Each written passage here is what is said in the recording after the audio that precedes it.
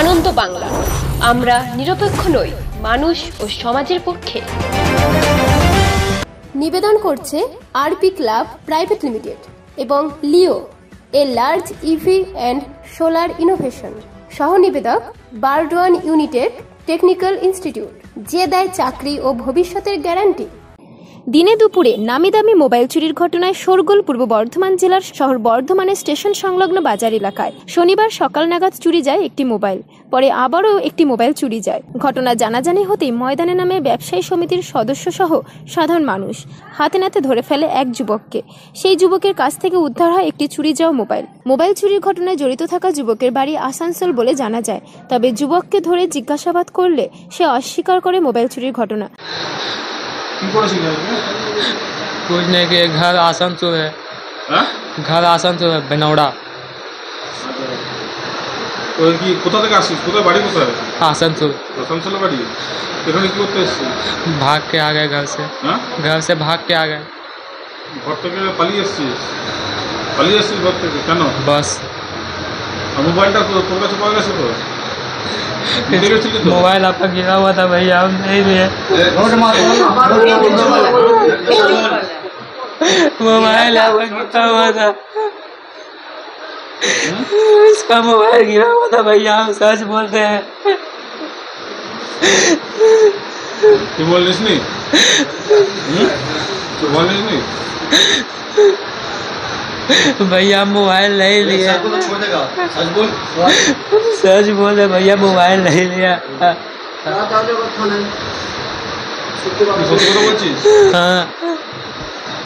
বাড়ি থেকে পালিয়ে এসেছিস কেন? हम आसनसोल। आसनसोल এসেছিস কেন?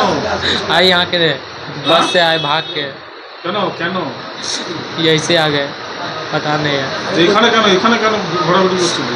घूम रहे थे ऐसे। হ্যাঁ, घूम रहे थे। তোর সঙ্গে কেউ আছে? नहीं, अकेले। হ্যাঁ, अकेले एक जन। नाम? তার নাম কি? अनिल। সে কোথায়? हाँ, সে कोথায়? नोनिया। সে কোথায় আছে এখন? कुछ पता नहीं, भाग के आ गए घर से। ও চলে গেছে, পালিয়ে গেছে।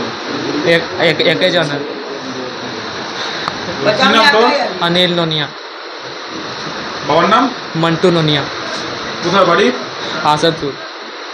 তবে যার মোবাইল চুরি হয় সেই ব্যক্তি জানিয়েছেন ওই যুবকের কাছ থেকে পাওয়া যায় তার হারিয়ে যাওয়া মোবাইল। সবজি দিচ্ছিলাম, এই ছেলেটা কি করে বাই করে আমি জানি না, তারপরে পাশের একটা সবজিওয়ালা ইনাকে ধরার পরে আমার বলে, দাদা আপনার মোবাইল চুরি হয়েছে। বললাম, বুক পকেটে দেখছি না মোবাইল নেই।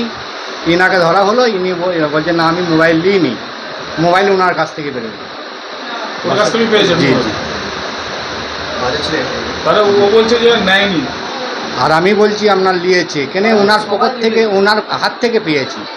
আচ্ছা, বললাম তো স্যার, এর আগেও অনেক মোবাইল চুরি হয়েছে। এর আগে আজ সকালেও হয়েছে, দুটো তিনটে মোবাইল বলছে, পরশুও হয়েছে, কালও হয়েছে। কি চাইছেন আপনারা? আমরা কি চাইছি, একটা প্রশাসন যে কোনো একটা সাজা দেখ, কেন এই বাজার ঘাটটা খারাপ হয়ে যাবে। আগে আমরা ব্যবসা করে খাচ্ছি, এই ব্যবসাটাও বন্ধ হয়ে যাবে। পর্যাপ্ত সিসিটিভি লাগানোর কি চিন্তা ভাবনা? বললেন তো স্যার, ইনারা এই যে গরিবরা বসে আছে, ভোরবেলা থেকে বসে মানে বাজারে বসে আছে, ইনাদেরও তো রুজি রোজগারে মানে মারা যাবে। ধরুন আমি তো আর আসবো না আগে থেকে, আমি তো চিন্তা ভাবনা করবো, মানে মোবাইল চুরি হচ্ছে, কাল পকেট মারও হতে পারে, আমি এইটাই চিন্তা করবো আগে, তার জন্য আমি বাজার ঘাটে আসবো না। বললেন তো স্যার, আমি এই কথা এইটাই বলে আমি শেষ করব। আপনার নাম? আমার নাম হচ্ছে টুটুল শেখ। কোথায় বাড়ি? বাড়ি বিজয়রাম। যুবককে তুলে দেওয়া হয় স্থানীয় বর্ধমান থানার পুলিশ প্রশাসনের হাতে। হ্যাঁ, আমরা চাইছি কি মোবাইল একদিন দুদিন পর ডেলি চুরি হচ্ছে। আজ সকালেও মোবাইল একটা চুরি হয়েছিল। আমি যখন অফিসটা খুলি সকাল 10টার সময়, তখন মোটামুটি 10:30 11টা বাজে আমার কমপ্লেন হতে মোবাইল চুরি হয়েছে। আমরা অনেক চেষ্টা করলাম, খুঁজলাম, পেলাম না। আবার একটু পরে দেখছি আবার মোবাইল চুরি হয়েছে। হাতে নাতে একটা চোখ ধরা পড়ে যে ছেলে দাঁড়িয়ে আছে। তো আমরা এই বিষয়ে আমাদের যে বাজারের সভাপতি ইউনিয়নের সভাপতি পাপ্পুদাকে আমরা এই বিষয়ে জানিয়েছি। উনি আমাদেরকে বললেন কি বহু তাড়াতাড়ি সিসি ক্যামেরা অনেক জায়গায় লাগানো হবে।